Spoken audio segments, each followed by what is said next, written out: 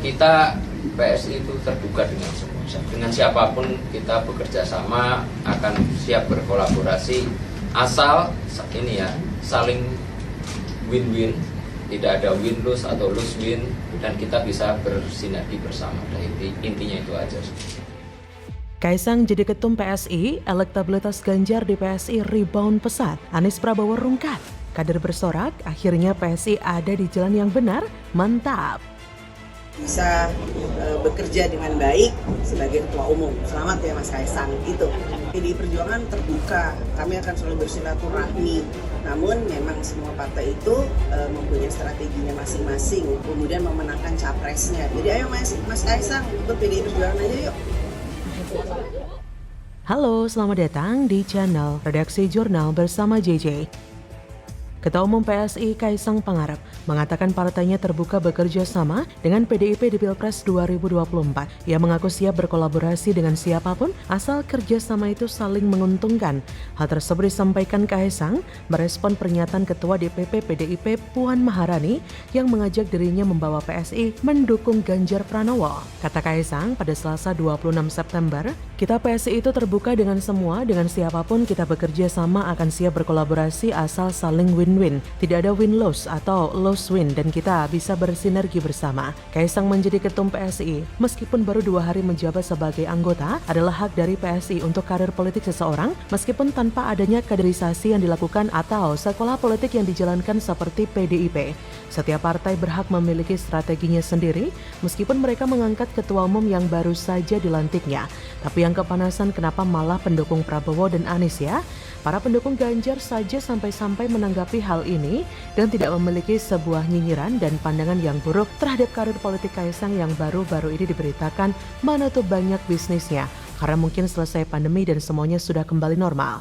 Kaisang mengatakan bahwa politik adalah jalan ninja dan ini adalah sebuah hal yang wajar bagi orang yang bangkrut dari usaha bisnis beberapanya. Kita sebagai pendukung Ganjar menganggap bahwa ini adalah hal yang mungkin bisa saja terjadi dan menjadi dorongan besar bagi Kaisang untuk memajukan Partai Solidaritas Indonesia dan kita juga harus mendukungnya. Tapi lucunya para pendukung Prabowo dan buzzer-buzzer yang dulunya sempat mengagung-agungkan PSI mulai ketar-ketir melihat Kaisang yang merupakan orang dekat dari Presiden Jokowi, yaitu anaknya sendiri, dan yang merupakan relawan dari Ganjar yang sekarang mulai menyerang PSI. Keberadaan Kaisang di PSI justru membongkar topeng-topeng yang dimiliki oleh para relawan Prabowo yang katanya masuk antara jalur Hasim atau jalur Abu Janda lewat referral dari Dasko. Waduh, mereka nyinyir tak karuan apalagi sampai bereaksi keras ketika PSI menyatakan bahwa kaderisasi Kaisang sebagai ketum itu merupakan sebuah pembelajaran politik untuk partai-partai tua yang ketua umumnya nggak berubah. Sudah nggak berubah, mau berkuasa dengan cara politik identitas pula. Inilah yang membuat kita sama-sama melihat bahwasanya Ganjarlah yang menjadi orang yang paling cocok karena mewakili anak muda. Apalagi PSI menganggap diri mereka sebagai partai anak muda yang tentunya akan mendukung orang yang berjiwa muda seperti Ganjar. Jadi bisa dianalisis dengan jelas jika Kaisang yang merupakan cerminan anak muda Indonesia akan memilih dan mengarahkan partai ini untuk kader-kadernya mencoblos Ganjar di 2024. Kaisang bisa disimpulkan dan ditafsirkan masuk ke PSI mengajak kadernya untuk melakukan politik move on dari politisi-politisi tua yang masih ingin berkuasa dan mengajak Indonesia untuk menjalankan politik dengan memilih anak muda dan perwakilannya yaitu Ganjar Pranowo.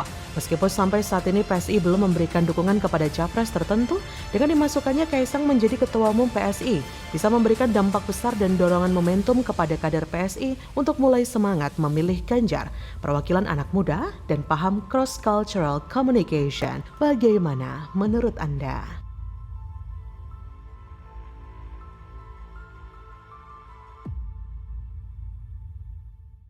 Yang tadinya 2019 kita mendukung Pak Prabowo sebagai presiden, untuk 2024 ini kita coba mengalihkan ke Pak Ganjar Pranowo, paman Ganjar Pranowo gitu.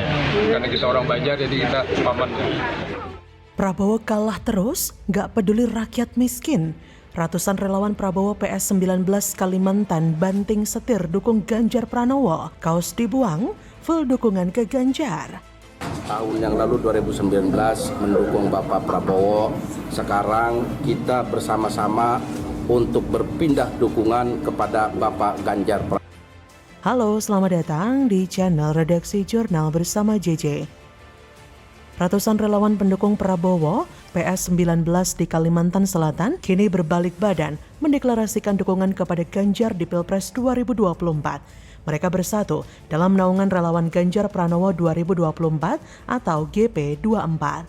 Meski sempat berupaya memenangkan Prabowo pada gelaran Pilpres 2019 lalu, para relawan kini menjatuhkan pilihan untuk mendukung Ganjar yang diusung PDIP. Dukungan untuk Ganjar diumumkan melalui deklarasi yang digelar di Cangkir Coffee Jalan Mahligai, Minggu 24 September.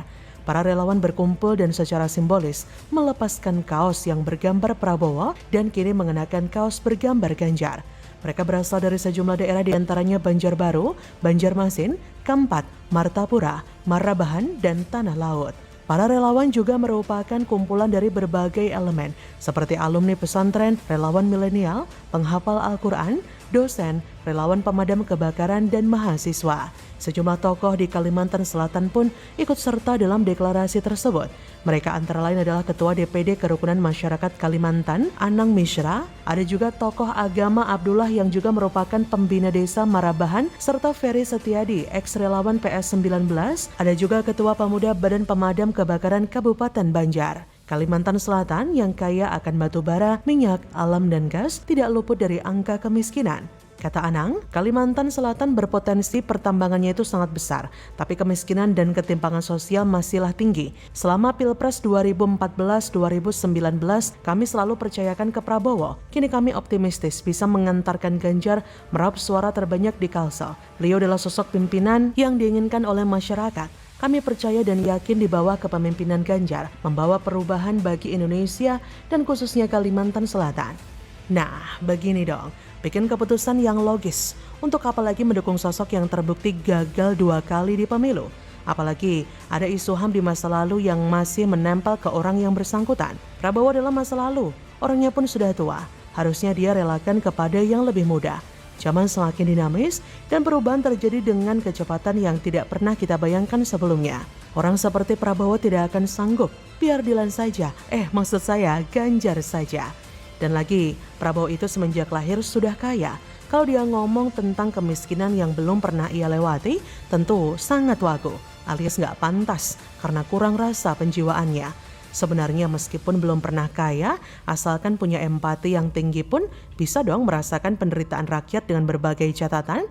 Tapi pada kenyataannya dia kan nggak pernah miskin sekalipun. Sejak lahir sudah hidup di tengah-tengah keluarga yang kaya dan orang besar di Indonesia. Ketika menikah pun ia mendapatkan anak orang nomor 1 di zaman Orde Baru. Tak ada orang yang berani menyentuh Prabowo. Ia pun menghabiskan banyak duit untuk iklan di TV yang membuatnya terkenal. Beda dengan Ganjar yang terkenal karena hasil kerjanya. Semoga saja dalam waktu dekat, orang-orang mulai sadar dengan permainan politik kelompok pendukung Prabowo, terutama masyarakat yang masih belum paham soal baliho Prabowo dan Jokowi.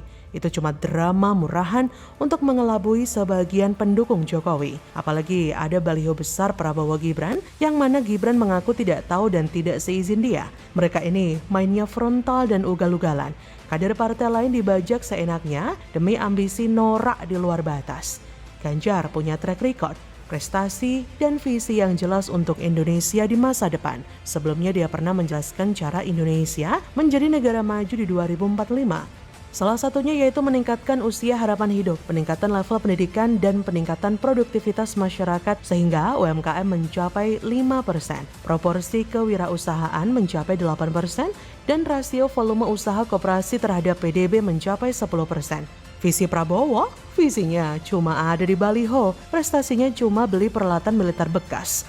Jualan foto bareng Jokowi dan Gibran, visinya tidak diekspos karena memang tidak ada.